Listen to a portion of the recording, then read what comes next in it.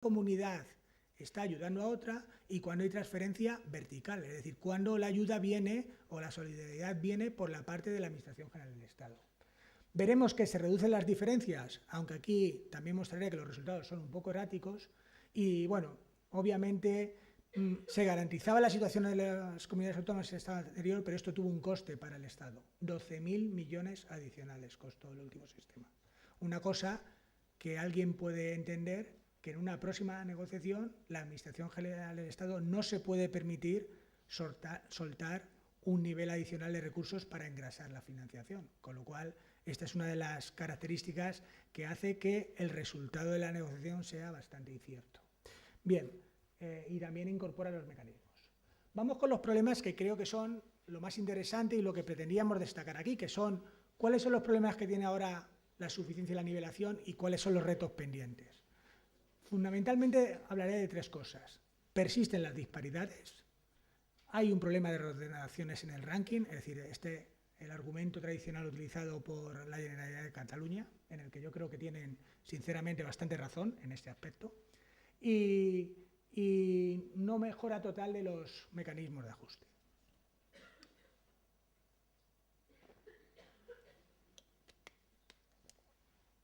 Bien, las disparidades, fijaros, no sé si se ven los números, pero la idea es la siguiente. Después de este complejo sistema de cuadros, de transferencias horizontales, de transferencias verticales, la financiación total recibida, que serían euros por persona, la hemos puesto en números índices y la hemos ordenado. En la columna de la izquierda tenemos cuál es la comunidad que más recibe con respecto a la media sería 100, obviamente, y cuál es la que menos recibe. Fijaros, 131, Cantabria, La Rioja, Extremadura. Los que menos, bueno, Canarias hay que dejarlo aparte porque tiene un sistema especial, pero Murcia, Comunidad Valenciana, Andalucía, ¿vale? ¿Qué sería un poco lo interesante si la nivelación estuviera bien articulada? Que convergieran hacia la media, que hubiera una cierta nivelación. Y sin embargo, ¿qué vemos? Que hay unos territorios que se desvían bastante de la media y otros territorios que no llegan. Además, la desviación, fijaros, es, en este caso concreto, de 131 hasta 90. Hay 40 puntos de diferencia de dispersión. Esto es inasumible para el sistema y es una de las motivaciones para plantear una renovación del sistema. Este tipo de disparidades también existían en el sistema anterior y fue también uno de los motivos, ¿no? Fijaros, aquí hemos recogido disparidades utilizando los datos de 2008, 2009, 2010. 46 puntos, lo que tengo marcado en verde, ¿no? Fundamentalmente en 2008 parecía que se reducía en 2009, pero en 2010 vuelve a repuntar.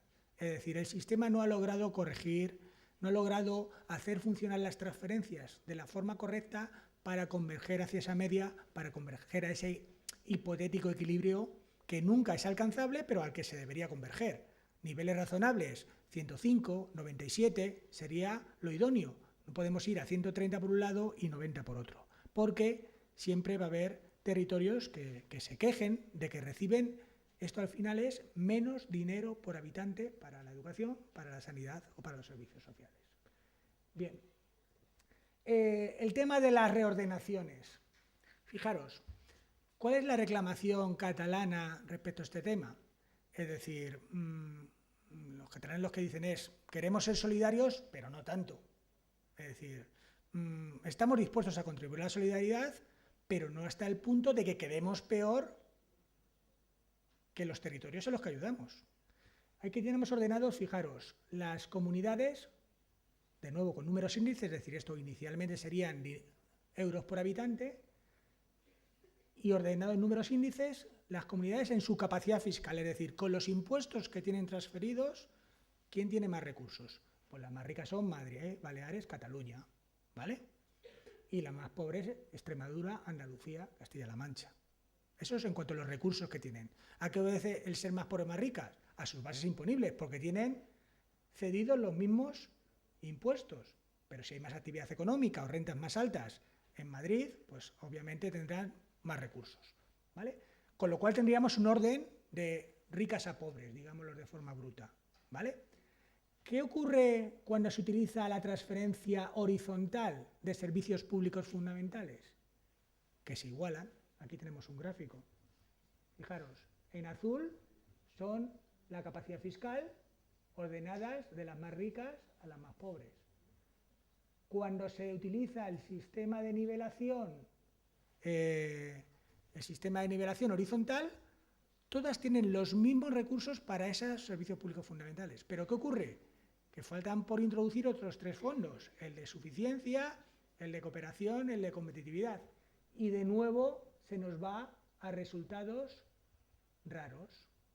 Resultados raros de este tipo, ¿no? Cuando incorporas todos los fondos, ¿qué obtienes? Pues una reordenación que no parece sensata. Una comunidad como Madrid, que estaba la primera, que era la más rica, pasa a estar la 9ª en recursos recibidos. Una comunidad como Baleares, que tiene muchos recursos porque genera mucho dinero por IVA, turismo, se va casi a la penúltima. Una comunidad como Cataluña, que estaba la 3ª, se va a la 5ª. Y sin embargo, ¿quién pasa a ser la 2ª? Pues La Rioja o la 4ª Extremadura, que era la última, ¿vale? Es decir, fijaros las distorsiones, las reordenaciones que produce el sistema. ¿Cuál es el origen de estas reordenaciones? Ahora lo veremos. Fundamentalmente, cómo están medidas necesidades de gasto y capacidades fiscales. Pero obviamente parece una reclamación lícita, es decir, vale, queremos contribuir a la solidaridad, pero no hasta el punto de quedar peor que a las regiones que estamos ayudando. Bien, y por último la dinámica. La dinámica, bueno, decíamos que teníamos que vigilar la evolución de necesidad de gasto, capacidad fiscal y las transferencias. Esto se intenta hacer con el sistema de 2009, pero aquí tenemos recogidos indicadores de cómo crece la población como proxy de lo que serían las necesidades de gasto, más población, más necesidades de gasto, cómo crecen los ingresos tributarios y cómo crece la financiación del sistema. Es solo un dato anual, pero lo que vemos es que no hay una homogeneidad entre los territorios en los que crece mucho la población y sin embargo no crecen tanto las necesidades de gasto, y hay territorios como La Rioja en el que el crecimiento de la población no es tan grande, pero se disparan las necesidades, es decir, no hemos conseguido hacer homogéneo la vigilancia de las tasas de crecimiento de las necesidades de gasto con la capacidad fiscal y la propia transferencia. Bien, estos problemas que hemos visto de la disparidad, de la reordenación en el ranking, pues ¿a qué obedece? Fundamentalmente a que estamos estimando mal los indicadores utilizados en esa ecuación. Las necesidades de gasto absolutas no las tenemos bien cuantificadas. Realmente lo que incorporamos es la agregación de procesos de negociación anteriores que ya traen distorsiones. El reparto de las necesidades de gasto entre las distintas regiones también trae problemas, porque utilizan reglas de modulación o variables ad hoc para favorecer a determinados territorios. La capacidad fiscal no está bien calculada. Esto hace también que el indicador salga distorsionado. Y por último, la articulación de las transferencias es dudosa. Hemos conseguido una nivelación absoluta sobre un porcentaje parcial de los recursos. Eso es una nivelación parcial. No te puede dar una convergencia en los indicadores. Y por último, los fondos de competitividad y fondos de cooperación se han articulado de una manera que distorsionan los resultados. ¿Dónde hemos visto que está el problema? Fundamentalmente en la segunda parte del sistema. En la nivelación horizontal parece que funciona bien. Todos tienen los mismos recursos, pero luego en ese otro 20% es donde se puede trabajar y donde se producen las distorsiones. Bien, por último, la suficiencia dinámica ya hemos visto que no consigue controlar la evolución de ingresos y de gastos. Bien, vamos con el principio de autonomía. Bueno, la autonomía tiene dos perspectivas, la autonomía financiera de gasto y la de ingresos. ¿Vale? La autonomía financiera de gastos está clara, decidir en qué quiero utilizar mis recursos, ¿no? Limitada fundamentalmente por el tipo de transferencias. Las transferencias condicionadas te condicionan la posibilidad de usarlo.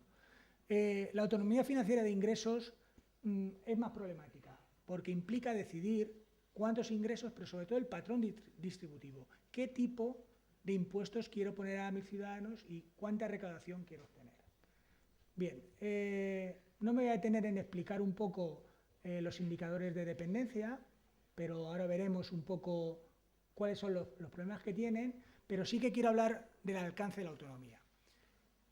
A la hora de hablar de la autonomía tributaria, es decir, de los recursos que tienen transferidos, recursos tributarios que tienen transferidos los gobiernos regionales, del panorama de total de figuras tributarias del sistema fiscal, no todas tienen la misma categoría, pero deberíamos acostumbrarnos a distinguir lo que es autonomía en cuanto al rendimiento, autonomía en cuanto a la capacidad normativa y autonomía en cuanto a la gestión. Hay tres facetas de la autonomía. Normalmente parece que hablamos de los recursos, es decir, que cuánto dinero va a las comunidades, pero no solo interesan los recursos, sino también saber si las comunidades tienen capacidad legislativa o normativa para poder cambiar los tipos impositivos, cambiar las deducciones, etc. Eso sería la verdadera autonomía en términos de competencia normativa. Y por supuesto también es un rasgo de la autonomía si tiene la capacidad de gestionar o recaudar los tributos. De que en Cataluña, por ejemplo, tengan un interés en tener una agencia tributaria propia. Si tú eres el recaudador, puedes introducir mecanismos para conseguir más recaudación, minorar el fraude fiscal, etc. Bien, fijaros, no se ve aquí, porque no está marcado en negrito, pero no se ve pero fijaros, ¿cuáles son los impuestos que tienen cedidas todos los recursos? Pues fundamentalmente los tributos cedidos y los impuestos sobre venta, minoristas, electricidad, etcétera. ¿Vale? Hay una serie de recursos que tienen cedidos el 50%, que serían impuestos sobre la renta e impuestos especiales, y hay una serie de recursos que serían propios de la Administración General y no serían de las comunidades. ¿Vale? Es decir, se cede el 100% de algunos, el 50% de otros y nada de otros. ¿Vale? Pero esto es cesión de la recaudación. Pero, sin embargo, ¿qué pasa con la capacidad de alterar el impuesto? Que no es total. Solo en esos llamados tributos cedidos, solo se les cede esa potestad de forma compartida. Las comunidades autónomas pueden cambiar tipos de sucesiones, pero también lo puede hacer el Estado. Las comunidades autónomas pueden regular la parte autonómica del IRPF o introducir exenciones, deducciones, pero también lo puede hacer el Estado. Es decir, la autonomía en términos de competencia normativa es limitada, no es total. Y aquí cabrían márgenes de mejora si queremos que los gobiernos sean corresponsables con sus propios ingresos. ¿Vale? Por último, hay algunos tributos que las propias comunidades autónomas se encargan de recaudar, lo cual, como decíamos, les da más margen de autonomía, pero hay otros que la recaudación sigue siendo del Estado. IRPF recauda el Estado, los principales IVA especiales los recauda el Estado, con lo cual ahí el margen de decisión es del Estado. Bien, ¿cómo ha evolucionado la autonomía? Pues fijaros, esta es un poco la evolución de todo el periodo. Como decíamos al principio, de una situación de gran dependencia a una situación de mayor autonomía. En gris serían los recursos que son más, que implican dependencia de la Administración General. Y en blanco serían los tributos propios, los cedidos o la cesión de tarifa del IRPF que implican capacidad fiscal propia. Fijaros que a lo largo del tiempo, en las sucesivas negociaciones, cada vez ha sido mayor el margen de recursos que han tenido las comunidades autónomas con autonomía total, no solo en cuanto al ingreso, a la recaudación, sino también en la posibilidad de actuar sobre esos recursos, que la parte de transferencias que cada vez ha sido cuantitativamente menor. Ahí en azul tenemos el caso de las participaciones en IVA en impuestos especiales, que como actualmente sabemos que se transfiere el 50% a las comunidades autónomas, pero en realidad debemos considerarlas como transferencias. ¿Por qué? Porque se transfiere una parte del rendimiento, pero las comunidades autónomas no pueden tocar ninguno de los elementos de estos tributos, no pueden alterar los tipos del IVA, no pueden introducir deducciones en estos impuestos, lo que implica que realmente sean un dinero recibido, tienen una naturaleza real de transferencias. Esto es un poco el comentario del anterior. La situación en el nuevo sistema es aumento de los porcentajes de cesión, pero recordemos que dar más porcentaje de cesión en la recaudación no implica más autonomía. Tienen más recursos, pero siguen teniendo la misma capacidad de actuar sobre los recursos. Con lo cual, digamos, ahí no se ha trabajado mucho la autonomía. Sí que se ha trabajado en algunas cuestiones específicas, como la posibilidad de las comunidades autónomas regulen los mínimos personales o la tarifa autonómica, y ahí sí que ha habido aumentos del márgenes de autonomía. Bien, algunos problemas en el funcionamiento de la autonomía. Aquí tengo señalado varios, pero me detendré fundamentalmente en tres. El tema de que las comunidades autónomas siguen teniendo una importante dependencia de la Administración General del Estado, es decir, el papel de las transferencias sigue siendo muy importante, y esto redunda en que las comunidades autónomas no se sientan corresponsables a la hora de tomar decisiones fiscales. Luego pondremos un ejemplo. Y los problemas de visibilidad que esto acarrea. Y también hablaremos un poco del ejercicio que han tenido las comunidades autónomas de esa capacidad normativa. Fijaros, dependencia financiera, ¿cómo la medimos? ¿Qué parte de la financiación total es transferencias? ¿Y qué parte de la financiación total es transferencias más estos recursos que decíamos que tenían naturaleza de transferencia? Fijaros, quitando Baleares y Madrid, que tienen un importante volumen de recursos propios porque son de las comunidades que decíamos más ricas, todas las demás comunidades tienen porcentajes de dependencia de la Administración General relativamente elevados. Es decir, esta ampliación de la cesión en realidad no ha supuesto verdadera autonomía, porque siguen pendientes de esas transferencias.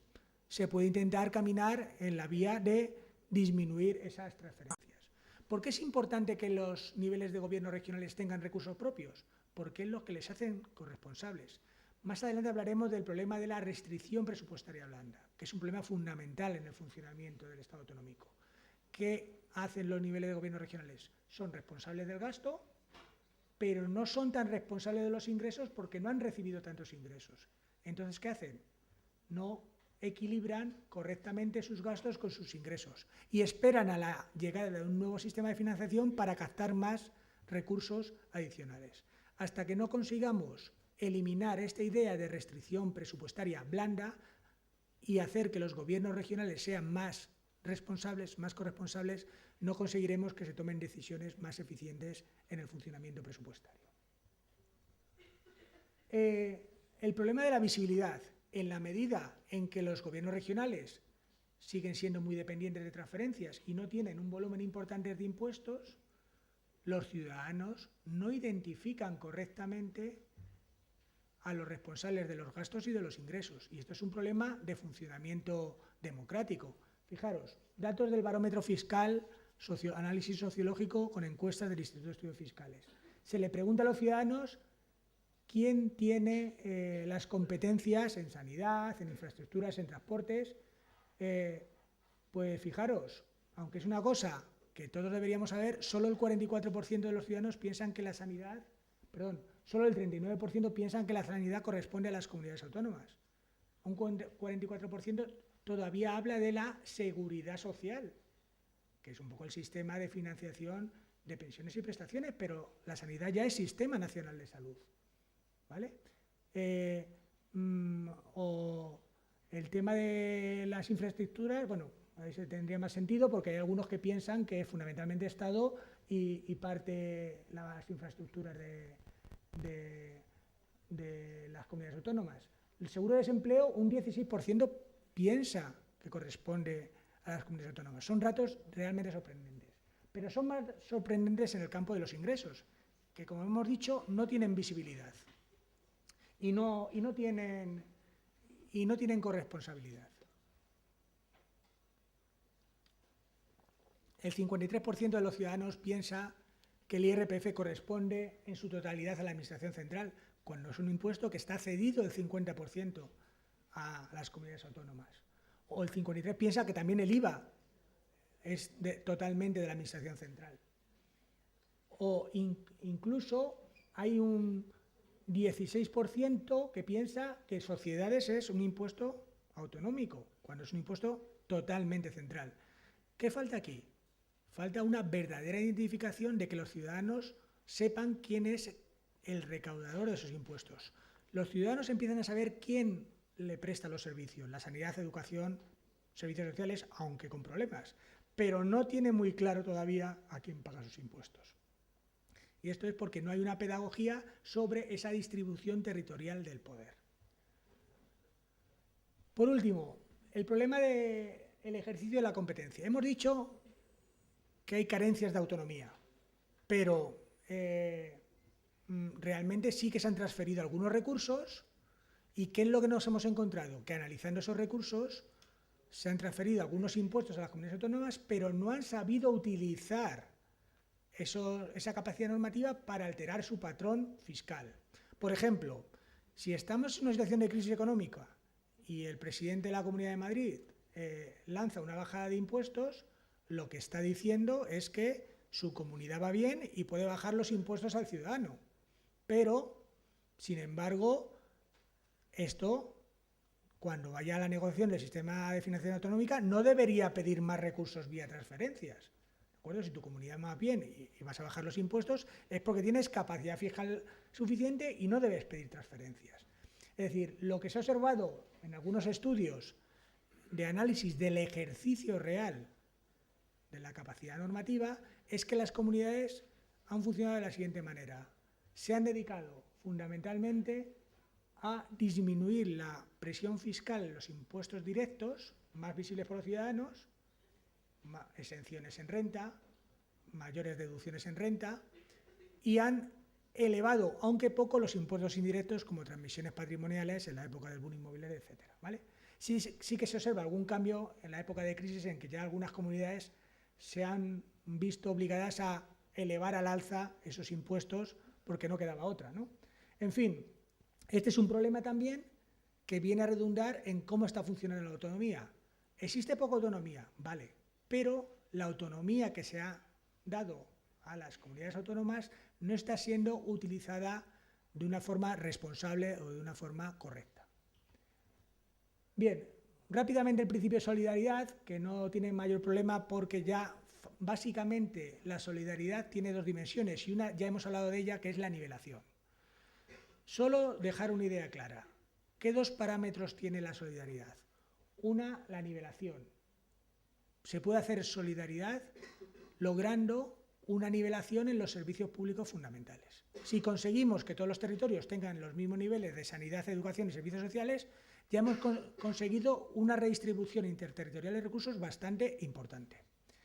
Y luego habría otra parte de la solidaridad que es la solidaridad organizada a través de las transferencias para el desarrollo, que en este caso se tratarían de inversiones, de transferencias de capital destinada a buscar la convergencia entre regiones, a buscar el crecimiento en la renta per cápita entre esos territorios.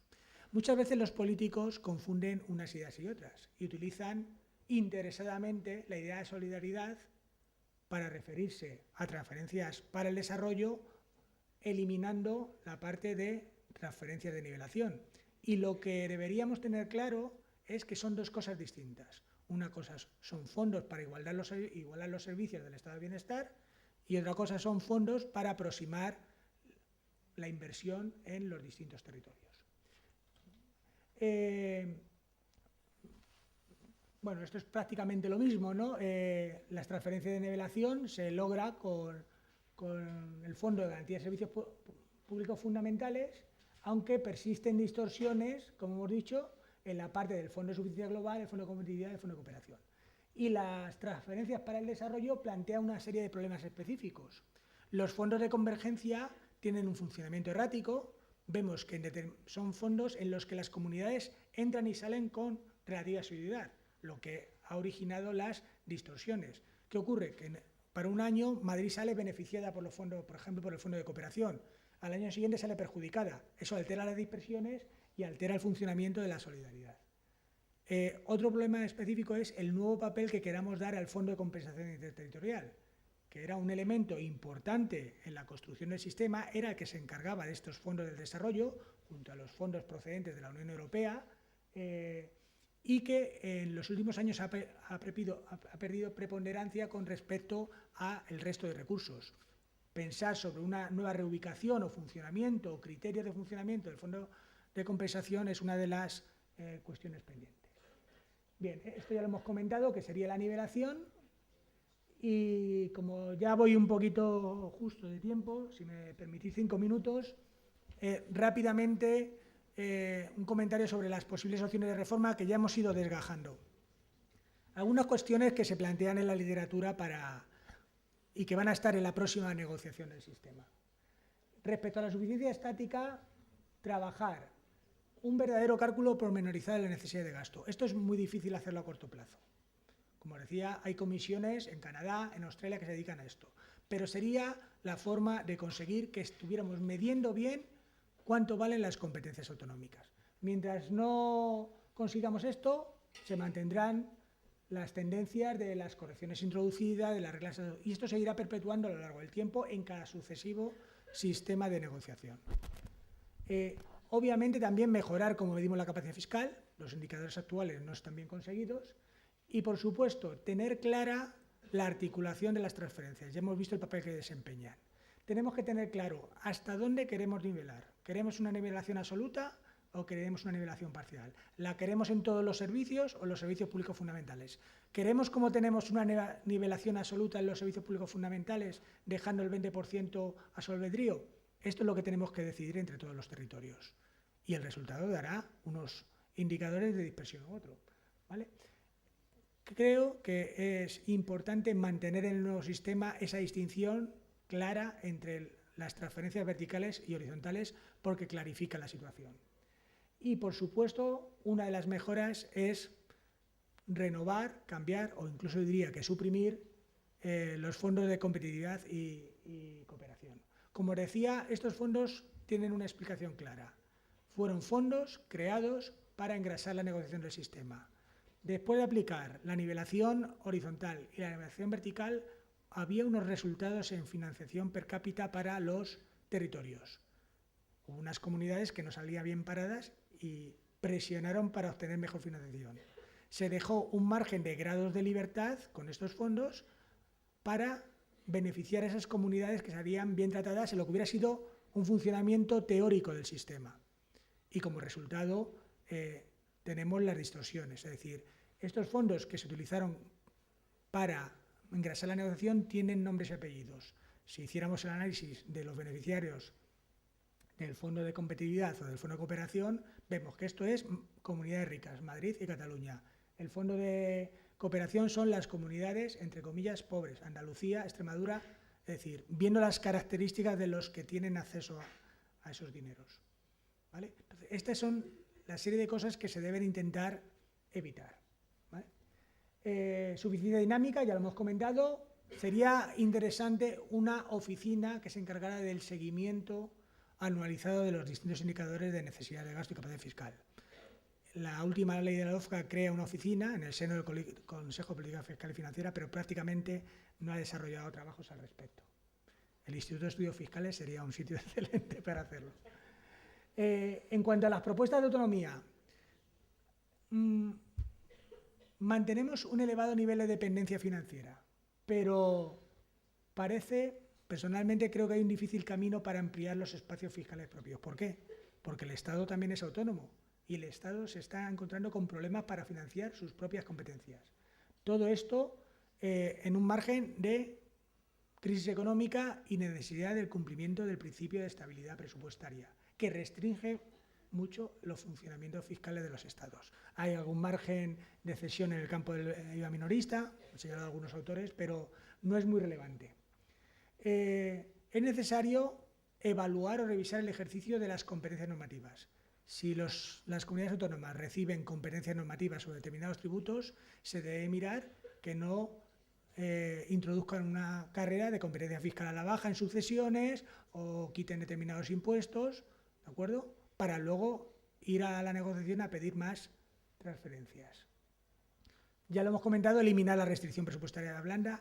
Esta idea de que va a venir un nuevo sistema o va a venir un bailot, un salvamento, que ya se está produciendo a través del FLAC, en la época de crisis económica, que nos va a rescatar cuando no conseguimos tener nuestras finanzas saneadas. Esta idea es totalmente perjudicial, elimina la corresponsabilidad, que es el fundamento de un funcionamiento correcto de la descentralización. Bueno, y ya decíamos introducir elementos de visibilidad para que la ciudadanía tenga una idea clara de cuáles son las competencias de gasto que desarrollan las comunidades autónomas y cuáles son las competencias de ingresos. Propuesta de solidaridad, básicamente una, ¿no? Distinguir claramente los fondos de nivelación y los del desarrollo y, ya lo hemos señalado, reformular fundamentalmente el fondo de competitividad y de nivelación. Un breve apartado para hablar de la articulación institucional, 1 minuto, que no quiero dejarla. Hemos hablado fundamentalmente de ingresos y de gastos, pero es fundamental introducir mejoras en cómo organizativamente o institucionalmente reorganizamos el sistema. Es fundamental que el sistema sea más transparente. Como decía, esto se negocia el Consejo de Política Fiscal y Financiera y no tenemos información de las cuestiones que se han negociado, cómo se han debatido, más que por los medios de comunicación. Una oficina dedicada a transmitir a la ciudadanía cuáles son los elementos, las mediciones utilizadas y los resultados sería básica. En ese sentido, la labor que está haciendo la Dirección General de Financiación Autonómica en cuanto a la publicidad de las liquidaciones es muy importante. De hecho, todos los que nos dedicamos a estudiar este tipo de cosas vivimos básicamente de esa información estadística. Pero creemos que debería ser mucho mayor, mucho más pormenorizada y más abierta a los ciudadanos. Necesidad de una oficina independiente sería de interés. El tema de la articulación de la bilateralidad. Las comunidades autónomas, pero sobre todo algunas, Cataluña es un claro ejemplo, apuesta claramente por la bilateralidad.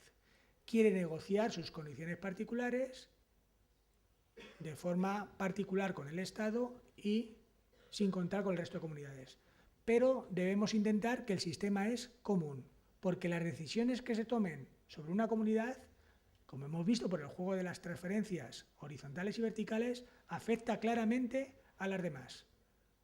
Tenemos que caminar en términos de multilateralidad, aunque alguna negociación previa de forma bilateral sea necesaria. Respecto al principio de coordinación y de lealtad institucional. Esto muchas veces se deja de lado, pero es fundamental. Vamos a decirlo de forma bruta, que ningún nivel de gobierno se encargue de meter el dedo en el ojo en otro nivel de gobierno. Que las decisiones tomadas por un nivel de gobierno no afecten a otro nivel de gobierno. Y tenemos muchos ejemplos donde ocurre esto.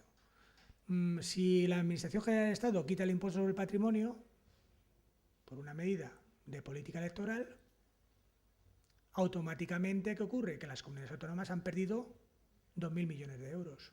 Y en consecuencia, las comunidades autónomas recaudan que esos 2.000 millones de euros les sean subsanados. O si la Administración General del Estado baja los tipos de IVA, pues afecta a la parte que recauda en ese 50% de las regiones. Es decir, las decisiones de un nivel de gobierno afectan al otro. Pero esta lealtad institucional debe ser de doble dirección. Si, como decíamos, las comunidades autónomas compiten a la baja bajando sucesiones, están perdiendo recaudación y luego van a competir al alza por tener más transferencias. Esto también es incumplimiento del principio de lealtad institucional. Bueno, y por último, serían útiles reformas institucionales, dar un papel al Senado, cambiar el papel del Consejo de Política Fiscal y Financiera, una autoridad fiscal independiente que hiciera el seguimiento del sistema. Y bueno, hay un debate también sobre el modelo de administración tributaria que podría reorganizar un poco la recaudación de los recursos, ¿no? Bueno, yo creo que nada más, simplemente deciros que hay otros puntos de interés que quiero dejarlo claro, son interesantes para la construcción del sistema, aunque no son propiamente del sistema de financiación autonómica. Es decir, cómo está distribuida la inversión regional del Estado no es un asunto de financiación autonómica, es un asunto de política de inversiones, pero no entra dentro del campo. El campo de la financiación autonómica se refiere exclusivamente a las competencias transferidas y los recursos necesarios para financiarlas. El tema de las balanzas fiscales es un claro ejemplo de cómo medir saldos de flujos interterritoriales entre territorios se utiliza continuamente en prensa y por algunos políticos para meterlo en el saco de la financiación autonómica. Y es un tema que va totalmente aparte. En las balanzas fiscales se hacen cálculos sobre pensiones, se hacen cálculos sobre inversión regional y, por supuesto, también cálculos sobre la financiación autonómica. Pero la financiación autonómica pesa un 30 a un 40% sobre un cálculo de balanzas fiscales. Y continuamente nos intentan confundir. desde algunos territorios que tienen una balanza fiscal negativa y eso hace que debas acometer mejoras en la financiación autonómica. A lo mejor la balanza fiscal negativa la tienes por las pensiones o por la inversión regional. Son cosas distintas. Y por último, un tema que nos daría, por supuesto, para otra conferencia es ver la posible convergencia entre los sistemas forales y el sistema de financiación común. No hemos hablado de nada de los sistemas forales, País Vasco y Navarra, que tienen una articulación totalmente distinta de la que hemos contado hoy, pero que hace que determinadas comunidades, concretamente Cataluña, quieran caminar hacia un sistema parecido para obtener los resultados beneficiosos que tienen los sistemas forales con respecto al sistema común. Se debería trabajar en una convergencia, pero no de aproximación del régimen común hacia el foral, porque es prácticamente imposible, sino al revés, de limitar las aspiraciones del régimen foral al sistema común. Y además es fácil hacer sin menoscabar los derechos forales, es simplemente mejorando los cálculos del cupo de la aportación, que son cálculos que no han cambiado desde hace 30 años. Bueno, no me detengo más, me he pasado del tiempo. Muchas gracias. Si tenéis alguna pregunta, pues...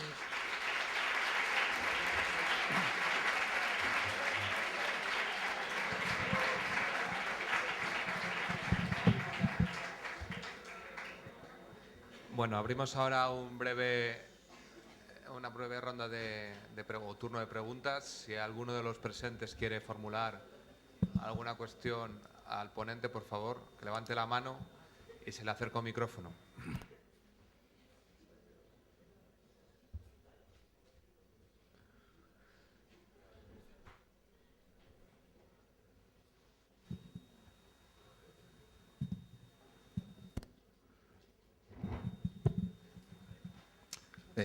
Buenos días.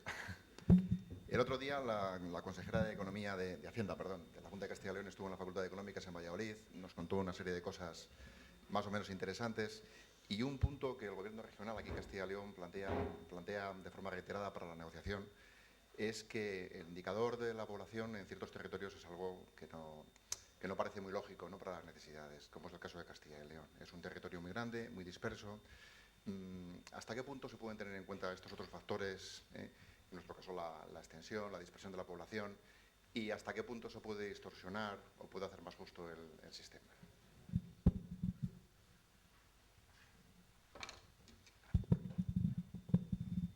Bien, mira, esa es una pregunta típica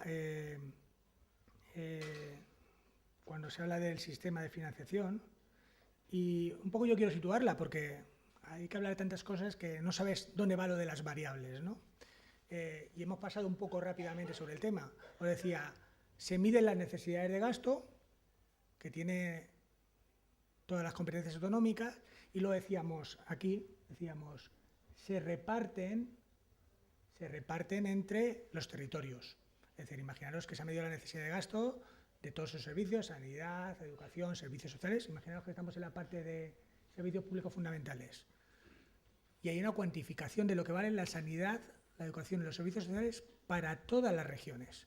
Pero luego, ¿cómo se reparten entre comunidades? Por una serie de variables y ponderaciones. Y entonces, en la negociación, ¿qué es lo que ocurre?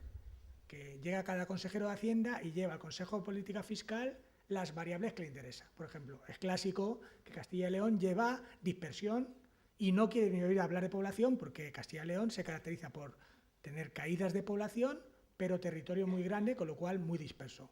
Quieren meter que pondere mucho la variable dispersión y poco la variable población. Madrid siempre quiere meter población, Murcia siempre quiere meter población. Y entonces este es el juego, ¿vale? Al final, el indicador de reparto es una ecuación que mete varias variables y las va ponderando más o menos. Hay algunos estudios que dicen, bueno, ¿por qué no lo simplificamos y hablamos solo de población? Yo alguna vez he sido partidario de eso, y aquí el debate es el siguiente. Si tú distribuyes el dinero por las necesidades de gasto, llamémoslo dinero porque se convierte en dinero, solo por población, tienes un indicador sencillo, ¿vale? Pero obviamente no está muy afinado, no está muy sofisticado. Cualquier cosa que pueda mejorar el indicador, haces un ajuste mejor, pero obviamente no puedes extender a 17 o 18 indicadores. Y sobre todo aquí lo importante es la ponderación. Pero al final, si lo pensamos en global, Si tú quisieras explicar cómo repartes los servicios, pues básicamente los servicios son predominantemente, un reparto sensato es por la población que está afectada por esos servicios. Vale, es cierto que tú tienes un ambulatorio y la dispersión te hace que los costes sean mayores, pues tienes que incorporarlo. Insisto, es un análisis más afinado, pero en global lo que te marca cuánto cuestan los servicios es la población que atiendes. Eso pasa con educación, sanidad y servicios sociales. En global, actualmente creo que está 90% población y el otro 10% se lo reparten, por ejemplo, otra variedad típica es Baleares y Canarias hablan de la insularidad, que tiene costes, obviamente, porque la gente hay veces que se tiene que transportar entre islas para acudir a determinados servicios, ¿vale? Esto es cierto. Cualquier incorporación que mejore la estimación de las necesidades de gasto es bienvenida. El debate es hasta dónde lleva ese ajuste, ¿no? O la ponderación que le das a cada variable, ¿no? Yo creo que ahora mismo ese 90-10% a mí me parece que es razonable, pero entiendo que cada comunidad defienda lo suyo, ¿no?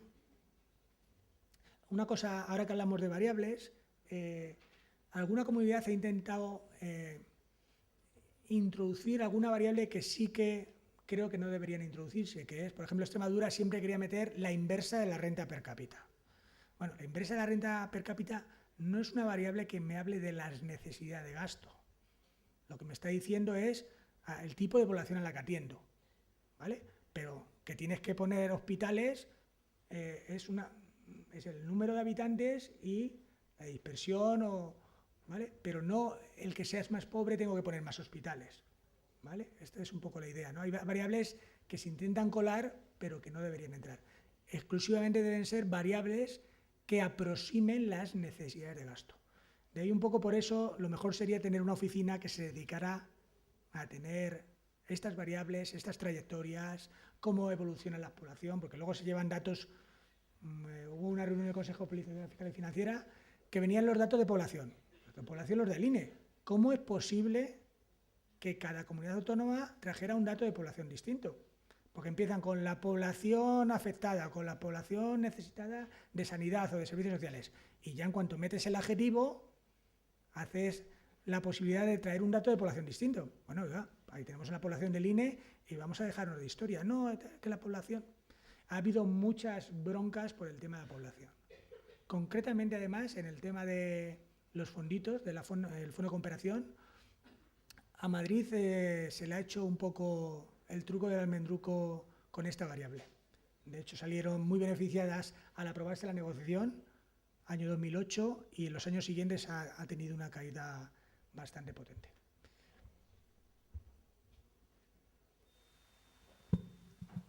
Hombre, habría preguntas que se me ocurrirían, pero creo que la hora que es, lo más prudente es cerramos aquí esta primera sesión.